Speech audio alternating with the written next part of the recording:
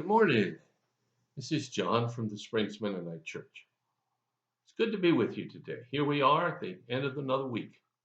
Last day of the week. I hope you've had a good one. I hope you got some good plans for your weekend upcoming and that they'll be fulfilled with joy and wonder and all kinds of good stuff. So I have something to share, some encouraging words to share with you here this last chance before the weekend shows up. And it comes from Galatians chapter 6, as a matter of fact. And verses 2 and 3. Reads this way: share each other burdens, and in this way, obey the law of Christ. If you think you're too important to help someone, you are only fooling yourself. You are not that important. Well, I picked this one because it's a little bit different than some of the other ideas I've shared. It's good news, but it's also a little pointed news.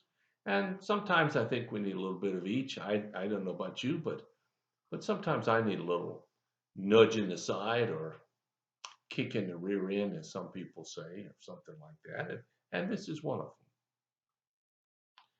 Paul's writing to the Galatians, the church. They're trying to figure out what it means to be a Christian, trying to understand what life is like, is walking with God. It's a new thing for them. It's not something they're used to. And so many people we meet today, they're not really used to it either. I mean, you know, it's so different from everything the world teaches us. And so here it starts out by that. It says, share each other's burdens. And in this way, you obey the law of Christ. We should, we should share in each other's difficulties. Now, maybe in times past, that was manifested in physically helping somebody build a house or recover after a disaster. I know in this church, when somebody's sick and hospitalized, the church mobilizes itself and provides meals for the family, so they don't have to worry about that part. And from what I understand, most of the time you end up with more meals than you can ever eat, because of course people don't fix if it's a family of four, they don't fix for four, they fix for 10 or something like that. And then there are always others who join in and didn't know that there had been someone else already doing it. And so you wind up with food and food and food. And that's a good thing. It shows people care. Once you become a Christian, you live a life for others, not just yourself. Now, I know a lot of people are busy. I'm busy. Everybody's busy. But everybody has time that they choose what to do with. Maybe it's watching a ball game.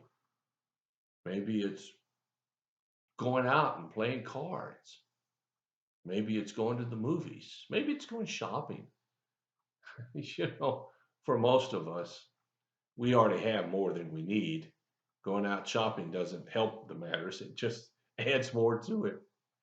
But no, don't go there. I'm not putting down shopping or anything like that. I'm just saying that we all have time and we have time to help others. And maybe my ability to help is different from yours. Maybe I can build a wall for someone. Maybe someone else can clean a room. Maybe someone else can provide clothing. Maybe someone else can cook. Maybe some others can only do money and they send money. Just all kinds of ways that we can be helpful. And it says here that you should spend your life sharing with others. Let them know they're not alone. I don't know how you feel, but it's awful to be alone. It's awful to feel like nobody cares. And this world that we live in, it sure doesn't care. It doesn't matter what happens to you. It's not going to somehow stop because of you. I marvel at the number of funerals I do, and cemeteries are near a road. And here we're standing there in the cemetery, grieving and trying to recall and recover from somebody dying. And cars go zipping right by. They're right on their busy lifestyle. They don't even know anything's happened.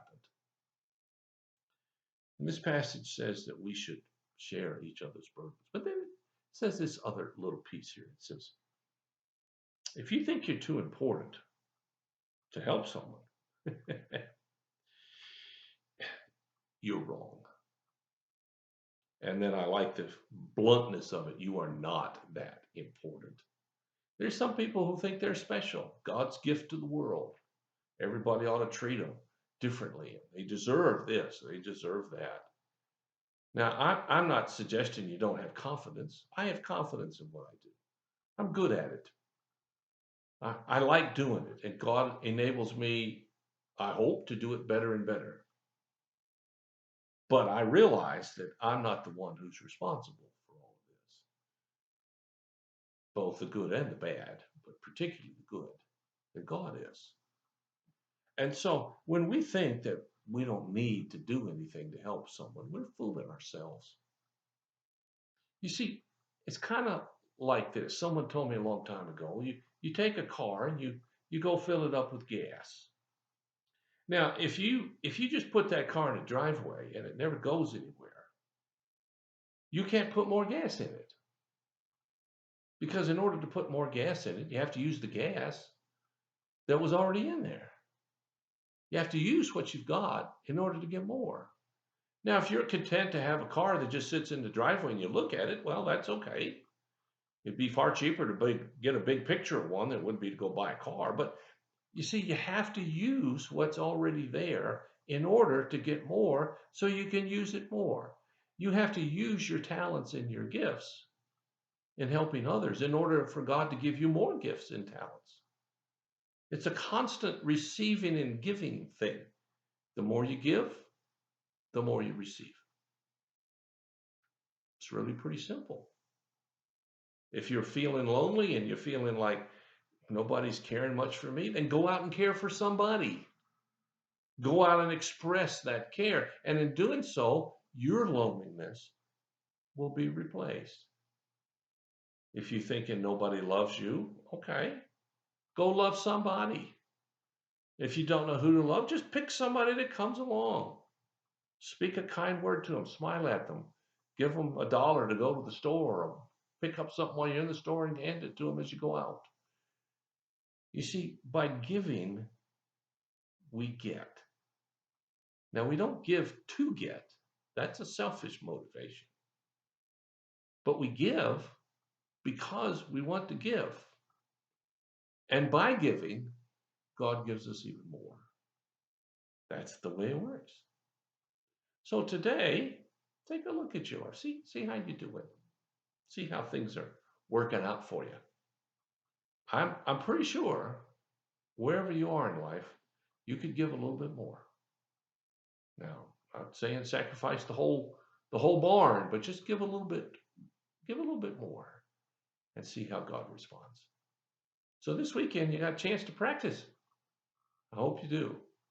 I hope you have a wonderful weekend. Thanks so much for listening. God bless you. If you have a need or a concern, let us know. We'll do everything we can as fast as we can to help meet your need.